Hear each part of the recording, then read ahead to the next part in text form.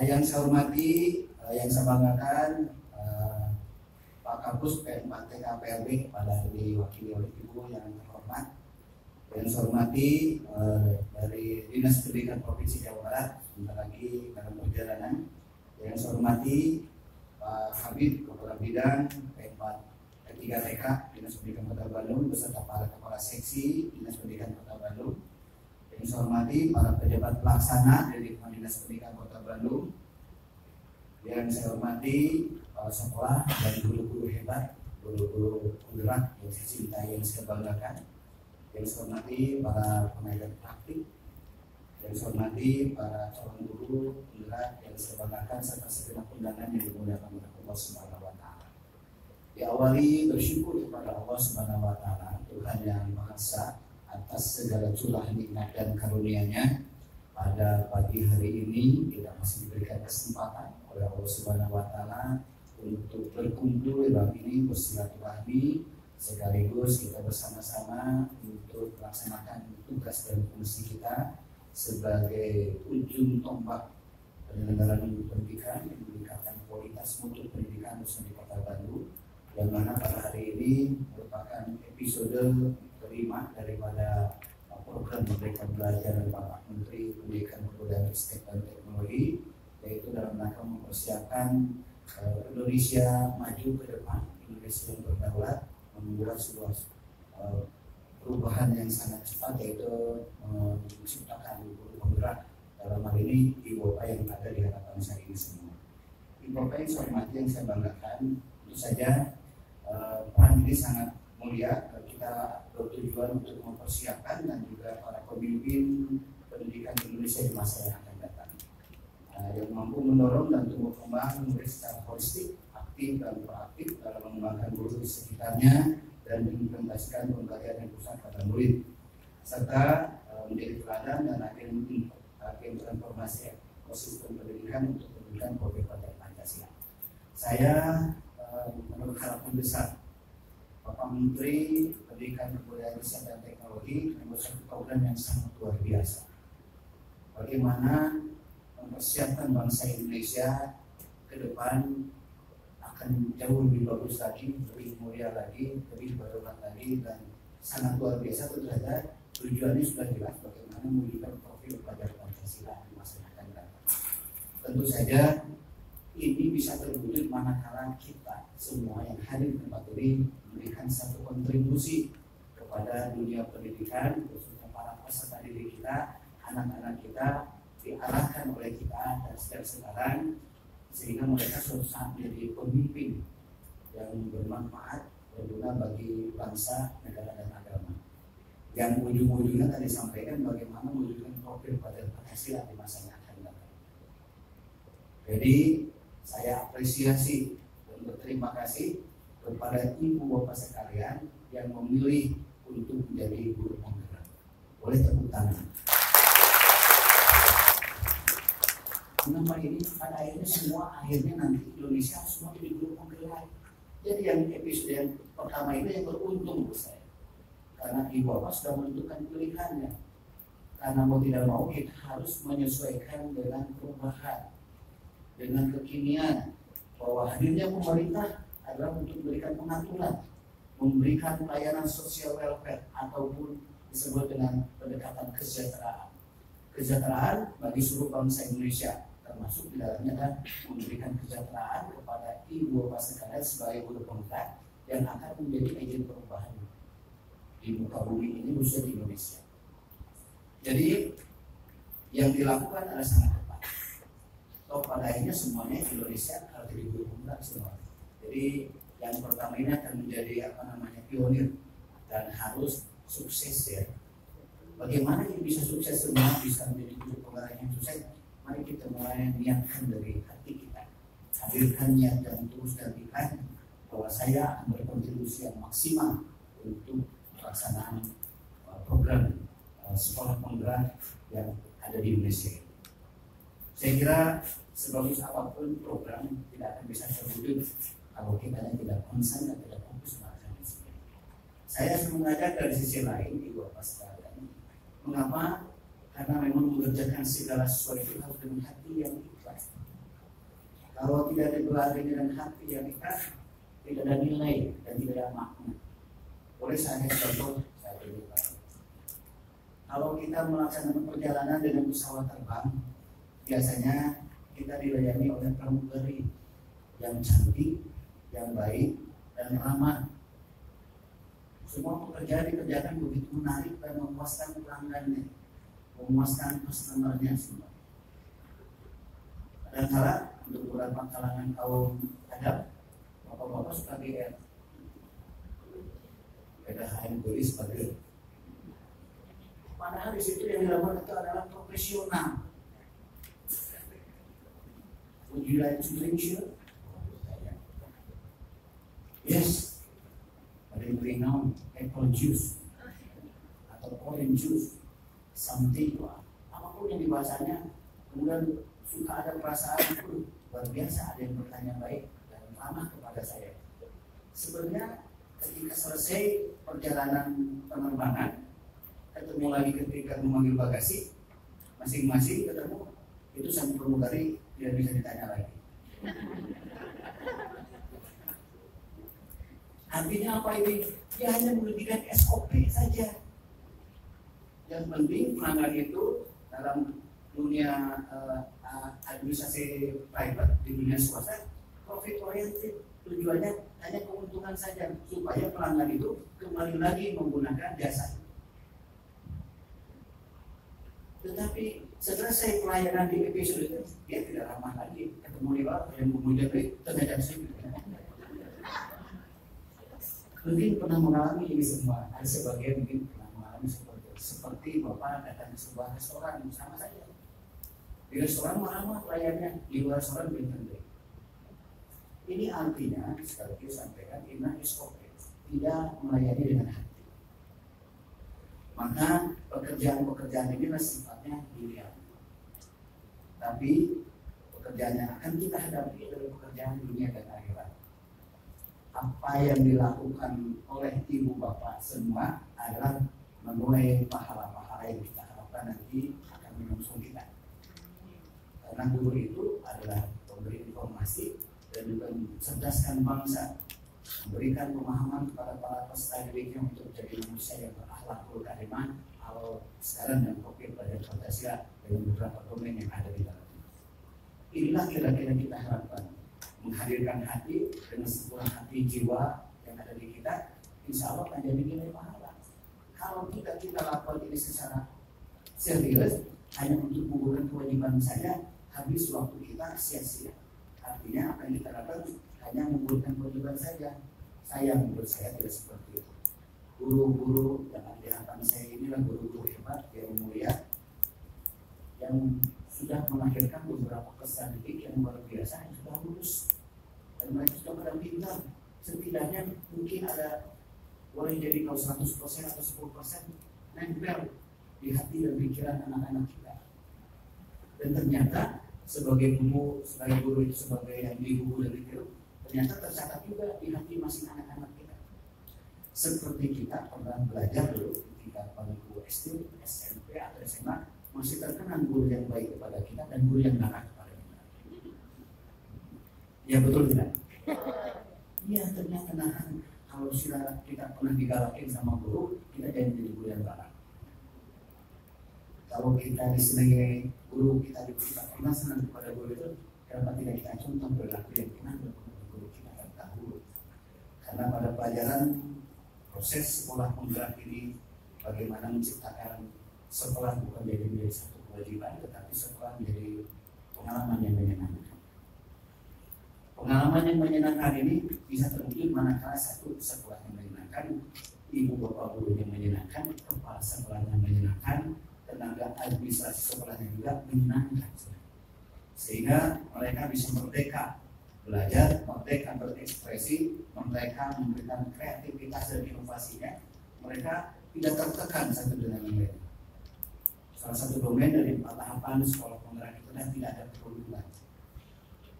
Perundungan itu sederhana. Ketika saya pernah ngobrol dengan Pak Direktur SMP, itu ketika membuat kata-kata yang tidak nyaman kepada orang lain, itu juga perundungan. bukan berarti seperti dulu diarah di sekolah diarah dipegang. Masih ada zaman dulu seperti itu tanpa sekarang. Kalau yang episodenya baby boomer, kalau yang episodenya XD mungkin tidak seperti itu. Jadi kalau generasi yang lama masih ada perundungan itu begitu ketat, begitu luar biasa. Lalu apa akibat daripada perundungan itu? Anak ini demotivasi. Anak ini tidak mau belajar, bahkan dengan berangkat ke sekolah karena tidak nyaman, serba ketakutan. Orang yang serba ketakutan tidak banyak vocabulary-nya, kata-katanya sedikit saja. Dia tidak mau memberikan pendapatnya secara panjang lebar, tapi karena dia merasa tidak nyaman. Contoh kecil, saya kalau anak yang dirundung, anak-anak yang tidak nyaman sekolahnya ataupun tertekan jiwanya, depresi, ditanya misalnya, "Dek, ayah kemana?"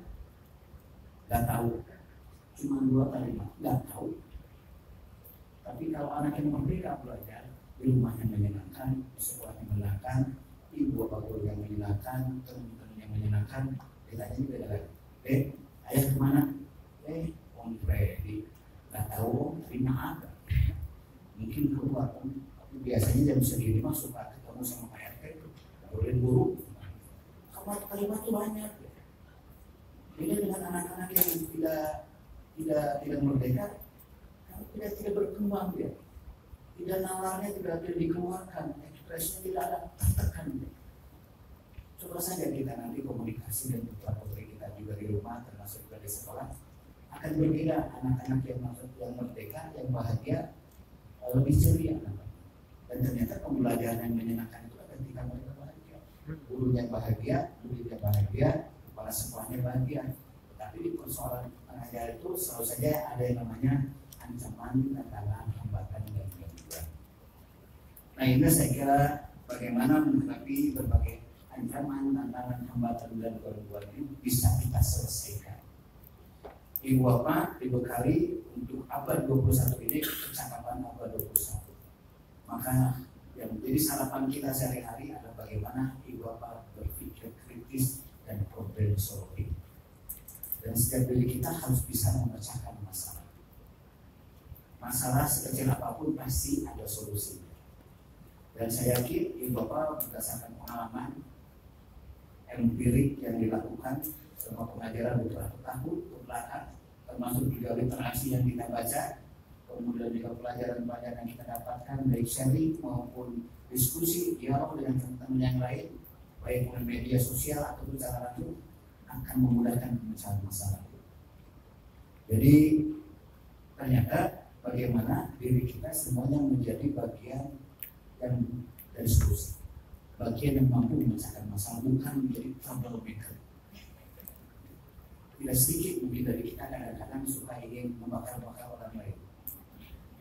Maksud Nabi Manju nanti kata Nabi Ibrahim alaihissalam akan dibakar karena ada niup-niup ya.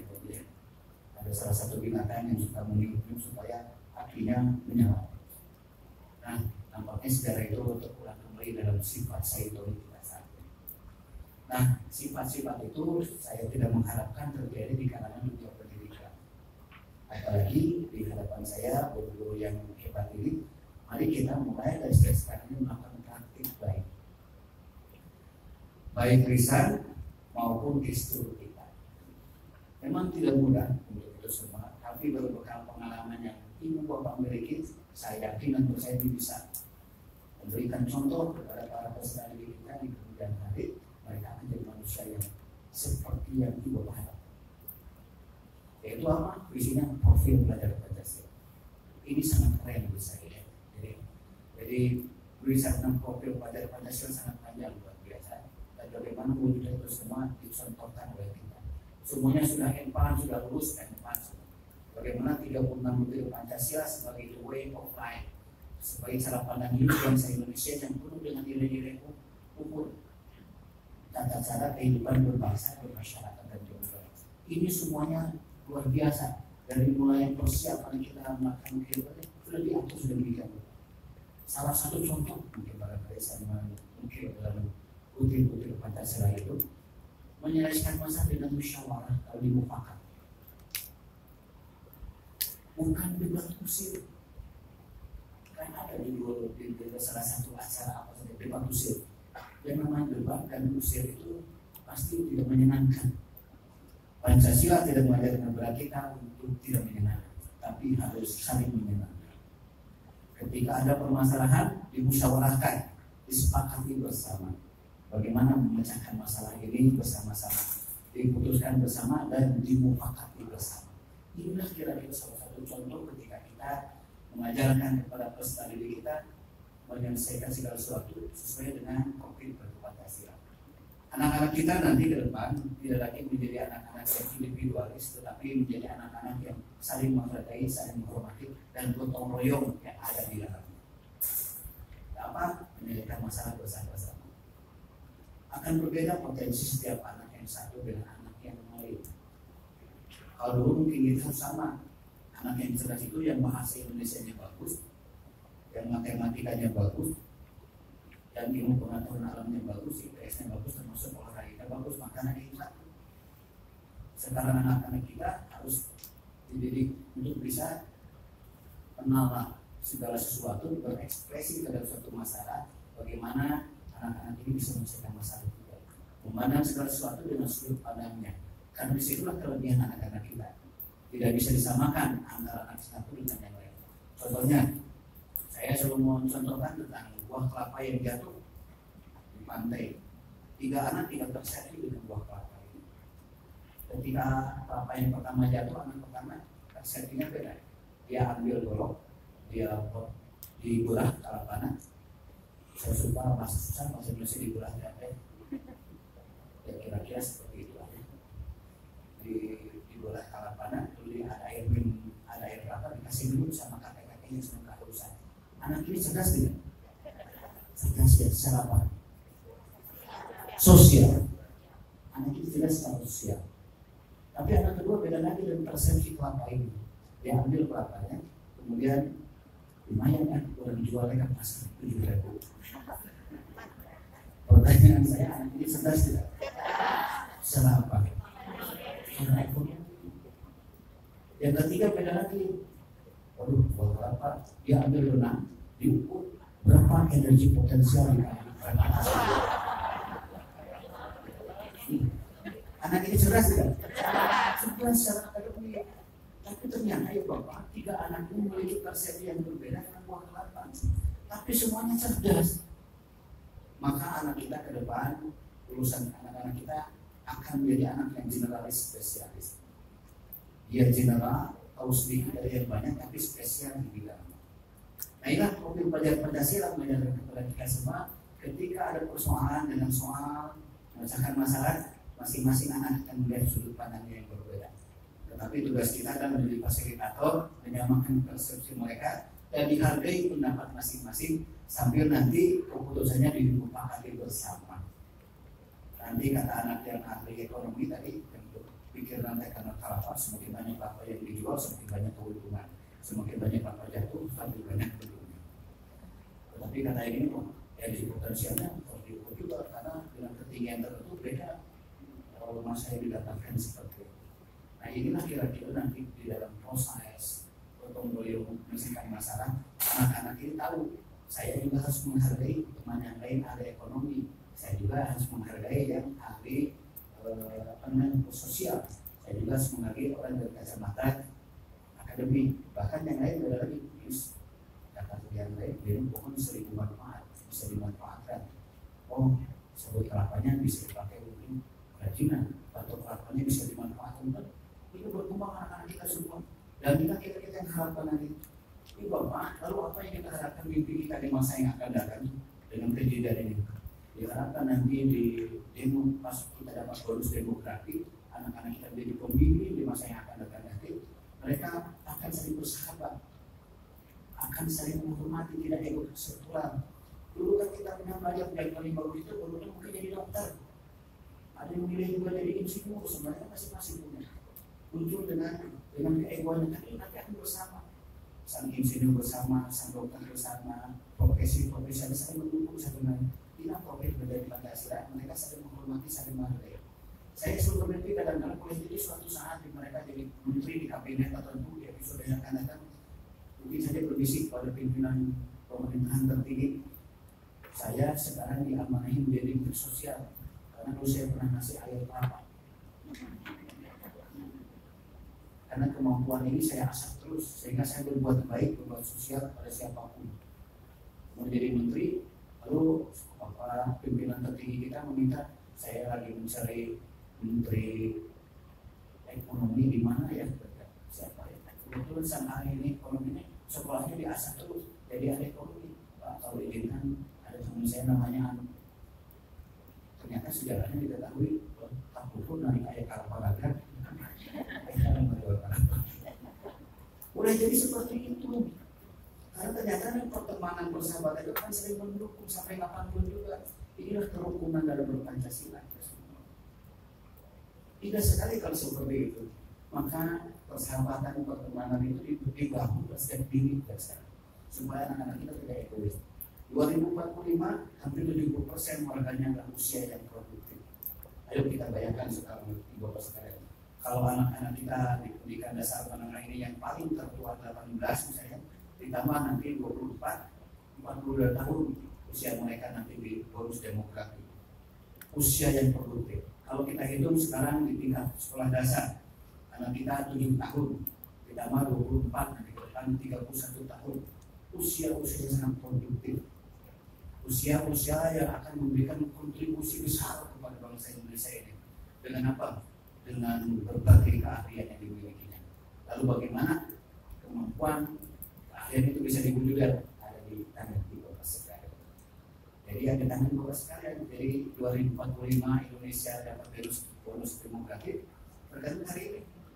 Maka hari ini sekolah penggerak ini akan mempercepat akselerasi kualitas sumber daya manusia Indonesia jauh lebih unggul daripada yang lain. Jadi menurut ini amanah itu luar biasa. Jadi kalau Indonesia akan bagus, ibu bapak masih ada, senang nanti. Dan mudah-mudahan masih ada sebenarnya, tapi ada juga pemahaman gitu. Tapi ya sekali ini yang kita harapkan, bagaimana kita membangun bangsa ini ke depan, kita akan dibuka sekalian. Anak-anak kita jadi orang-orang yang bermanfaat. Saya harus sampaikan di mana-mana ini bapak, boleh jadi dengan lulusnya anak-anak kita dengan ratusan atau ribuan. Kalau di ranking boleh ada anak yang soleh dan soleha. Dan boleh jadi mereka itu yang bisa mengajak anak di bawah masuk ke surga. Saya yakin orang-orang yang soleh seperti anak-anak yang soleh dan soleha pasti akan bertanya, ada guru Abi masih kena ajakannya? Kalau dia kan nanya, ibu itu masih ada, bapak itu masih ada, apa yang dikenal? Ternyata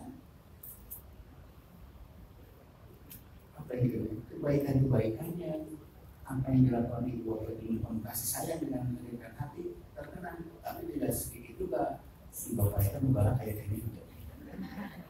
Nah, ternyata ibu bapak sederhana, kita berubah dan kita berubah pak dengan ramah, dengan baik itu lebih menguntungkan daripada pasan style harus galak diwibawa tetap tidak berwibawa. Tapi ternyata wibawa itu bisa diwujudkan oleh perbuatan kita yang menyentuh hati dan pikiran anak-anak kita menjadi mereka orang-orang yang baik juga karena menurut kita. Saya yakin dan percaya dengan materi-materi pengajaran profil pelajar Pancasila dan sekolah penggerak ini akan memperluas wawasan kita semua. Dan mulai kita bergerak semuanya. 2045 bonus demografi yang sangat besar. Jadi bangsa Indonesia akan ajak, akan menyayangi bangsanya berkebinekaan yang global, berketuhanan yang maha esa, anak-anak yang kreatif, anak-anak yang mandiri akan terwujud nanti di sana 2045. Jadi kalau 2045 sukses, ya ada peran ibu bapak sekalian. Saya mimpi seperti itu sederhana memang, tetapi pada akhirnya bagaimana menggiring seluruh aktivitas kita baik formal maupun non formal, baik dengan keluarganya, dengan orang tua, dengan anak-anak semua menggiring perilaku pelajar Pancasila. Jadi kalau misalnya kalau kita tidak menggiring pola hidup semuanya, hanya mengandalkan pelajaran kognitif saja, sehingga tidak akan sukses. Jadi guru adalah orang-orang yang memang garda terdepan dan mampu menjadi agen perubahan. Inilah bapak. Ternyata sederhana menurut saya, Bagaimana pada akhirnya kita mengalahkan hawa nafsu dan mengedepankan perbuatan hati. Kalau dalam hati kita masih ada sifat balas dendam, kehul ke batu, mulai kita hilangkan semua. Karena rata-rata saya lihat wajahnya pernah ada masa tersakiti oleh orang lain.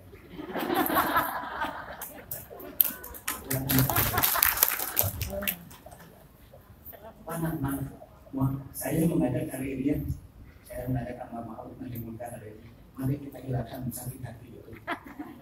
Ganti dengan kata maaf. Saya maafkan si bapak kita. Saya maafkan si cece kita. Saya maafkan si bapak kita. Saya maafkan ibu itu. Saya maafkan bapak itu. Mudah-mudahan dengan bersihnya hati dan dengan bersihnya hati ini cahaya akan masuk kepada kita. Cahaya Allah, cahaya mulut, cahaya Muhammad sehingga hati ini terang benderang. Kalau hati yang terang benderang itu, hati yang bersih ini akan masuk lagi energi positif. Saya kasih contoh, saya bertanya dikit, boleh? Contoh hati yang baik itu, dianamakan kalau ibu bapak datang ke bank, di depan teller ada permen. Lalu kita mencoba dan penasaran lainnya, apa yang gratis? Itu rata-rata kita mah semua, maksud saya mungkin pernah rata-rata depan teller ambil permen. Penasaran kalau barang gratis itu. Sudah diambil permennya dimakan sambil berdiri, sebetulnya tidak boleh sambil berdiri, sambil duduk. Ketika mata kita melihat ke kiri ke kanan, tidak ada tempat sampah. Itu cangkang permen disimpan di mana? Rata-rata di kantongnya di saku aja. Karena apa? Medianya bersih. Kita tidak tega mengotori lingkungan yang sudah bersih. Pertanyaan saya balik sekarang. Kalau ibu bapak ada di pasar, makan bacang, itu cangkang bacang di kemana? Coba dulu Pak, di kemana? Dibuang lagi. Ternyata dibuang seenaknya. Ya, dengan tempat rumah kayak dia bala video. Pertanyaan sederhana apa Bu? Kenapa dibuang? Karena medianya kotor. Kalau media yang kotor itu seperti hati yang penuh dengan semak belukar, akan mengundang binatang-binatang menjijikan, binatang-binatang buas sehingga akan merusak hati kita dan tidak bisa berpikir jernih. Hati kita akan kotor, pikiran pun akan tidak nyaman. Ingat ketika hatinya tidak bersih. Tapi kalau hatinya bersih, kita akan berbeda, pikiran pun akan jernih. Contoh berikutnya, rumah ibu bapak bersih semuanya, terus disemitan, disumput, dipel, pokoknya mah kerja bakti sebulan sekali, ada seminggu sekali, ada yang jualan sendiri. Bersih rumah, lalu ibu beli udang, di rumah tiba-tiba ada lalat, ya betul. Dari mana lalat itu datang? Luar biasa ya.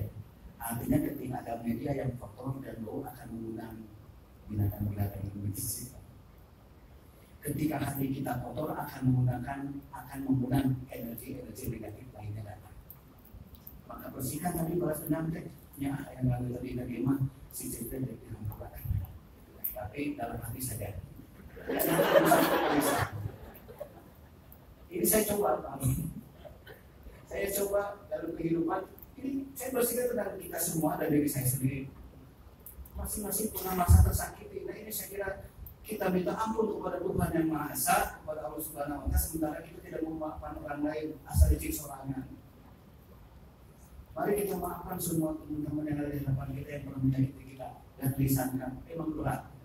Saya pernah nabi beberapa minggu sampai di sini turun lagi. Kesimpulan kita melihat punten dosa-dosa itu lebih. Tapi akhirnya lama-lama dilatih bisa walaupun dengan berat hati ini supaya ternyata ibu bapak, maaf ya, mungkin episode sakral atau seperti itu untuk kita mengucapkan kalimat la ilaha illallah digantung terus supaya tidak sampai kira-kira seperti ini. mungkin kalau nah ini saya kira bagaimana pada akhirnya kita membersihkan hati kita supaya hati kita bersih, jadi akan menggunakan energi positif lainnya. Contoh energi negatif terakhir ya sebenarnya. Bapak pegang handphone semuanya. Pasti masing-masing pernah menerima gambar-gambar yang tidak pernah aneh gitu. Saya yakin semuanya pernah kontaminasi. Kalau itu tidak dihapus, akan mengundang gambar-gambar berikutnya. Bahkan suka nanya, ayah kayaknya itu. Semua seperti itu. Ini luar biasa. Energi seperti lalat akan mengundang lalat berikutnya. Tapi kalau ibu bapak mulai hari ini menderek semua itu, tidak akan masuk lagi berikutnya. Ada masuk deret, dan akhirnya bosan tidak akan masuk lagi. Handphone kita. Percaya kepada saya. Asal lihat kita, hati kita untuk tidak mencampur adukan hati yang bersih dengan hati yang kotor. Saya kira bicara saya mau seperti ini dengan bahasa yang mudah-mudahan bisa dipahami. Saya sampaikan dengan bahasa kita sendiri, bahasa umum, bahasa universal, agar cair semuanya. Nanti secara hal teknis bagaimana mulut seorang penggerak ini ada secara secara formal sudah jelas semuanya, kan bagaimana kita bertindak, bagaimana kita berbisnis. Tapi inti semuanya adalah ketika kita melakukan perbuatan baik atau praktik-praktik baik. Saya kira pada akhirnya kita bagaimana mengupayakan supaya hati ini bersih, jadi kita bisa berbuat baik teman-teman. Ingat ya Bapak, jangan sampai kita lebih waktu karena hanya membutuhkan kewajiban saja seperti tadi pramugari. Tapi hadirkan hati kita dengan tulus dan ikhlas, menghadirkan hati kita bahwa apa yang kita lakukan karena dilihat oleh Allah Subhanahu Wa Taala, lillahi Taala, maka ini akan bernilai dan berpahala bagi kita semua. Saya yakin dan percaya kalau ini semua dilakukan kita, semuanya akan dengan mudah kita dapatkan tujuan kepada Pancasila. Anak-anak yang hormat kepada bapak gurunya, hormat kepada keluarganya, sayang kepada siapapun, semuanya akan bisa terwujud. Nah ini saya kira yang menjadi tujuan kita ke depan agar anak-anak kita menjadi anak-anak yang sukses. Banyak sebenarnya sampaikan pada kesempatan ini, tapi saya kira saya juga masih penasaran. Tapi karena waktu saya tidak akan membatasi kita, saya mengajak kepada semuanya biar penasaran nanti akan bagi saya. Pada intinya sekolah yang menyenangkan. Saya kira hari ini saya menyampaikan ini menyenangkan hati rohani kita. Karena tentu saja, kenapa rohani senang? Karena selama ini rohani kita tidak pernah dikasih makan. Mereka kehausan dan kelaparan. Maka ketika saya berbicara dengan kata kolbu ini, ternyata sangat dibutuhkan. Dan tidak akan bosan mendengar kalimat-kalimat yang saya sampaikan tadi. Kenapa? Karena kolbu tidak akan bosan. Kalau kita memuaskan jasmani kita, sang rohani kelaparan. Ada satu yang terkorbankan, tapi bagaimana akhirnya kita seimbang antara kebutuhan jasmani dan kebutuhan rohani. Selama ini ketika kita bertemu dengan teman-teman, tertawa yang terbahak-bahak, bahkan cenderung menertawakan orang lain, orang sedang menertawakan dirinya sendiri. Bukankah dalam sebuah ayat dikatakan jika kamu berbuat baik kepada orang lain, sesungguhnya sedang berbuat baik untuk diri sendiri. Dan jika kita berbuat buruk kepada orang lain, sesungguhnya sedang berbuat buruk untuk dirinya sendiri. Jadi kalau minggu depan, bulan depan, semester depan, tahun depan ingin baik, berbuat baik aja hari ini. Dan itu akan terkurangi kepada kita. Boleh percaya atau tidak, silakan kita buktikan aja. Karena hukum hidupnya seperti hukum fisika, jadi yang kita lakukan akan berkurang dengan keseimbangan. Jadi kalau ingin bagus, berbuat aja sekarang, maka bersihkan hati kita ya. Boleh nanti ada habis sohor atau ya, maafkan teman-teman kita. Supaya kita lebih lapang dan kita akan masuk energi pengganti yang super dahsyat masuk ke tubuh kita akan lebih terang-terang. Kalau lihat teman-teman kita di sekitar kita ini ada orang-orang yang bermanfaat, orang-orang yang keren, orang-orang yang bagus, yang lihat kita perlu dulu karena jangan yang gitu karena mari kita hilangkan mulai kedua orang. Jadi apa yang dipakai itu adalah yang terbaik. Karena saya kira percaya ketika dari rumah saya itu perlu sudah 3 kali diperiksa.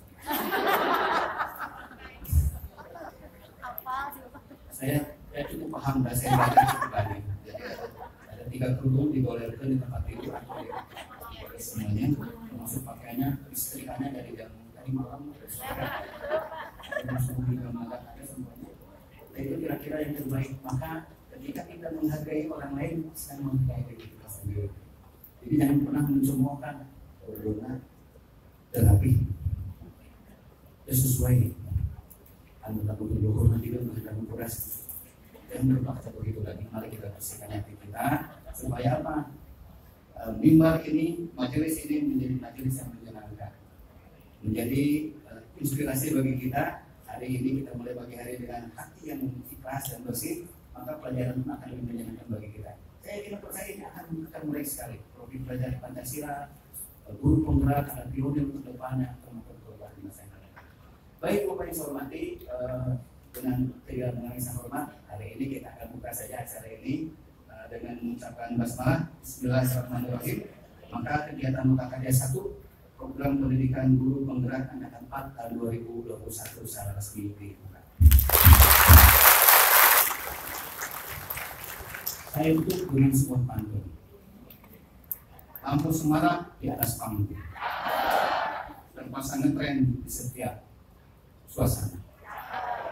Guru penggerak Kota Bandung memang keren dan luar biasa. Kemudian kita menghormati, tetap sehat, tetap semangat, tetap berbuat kebaikan. Semoga Allah Subhanahu wa taala senantiasa menemani kita semua. Usikum wa nafsi bittaqwallah faqad fazal muttaqun. Wassalamualaikum warahmatullahi wabarakatuh.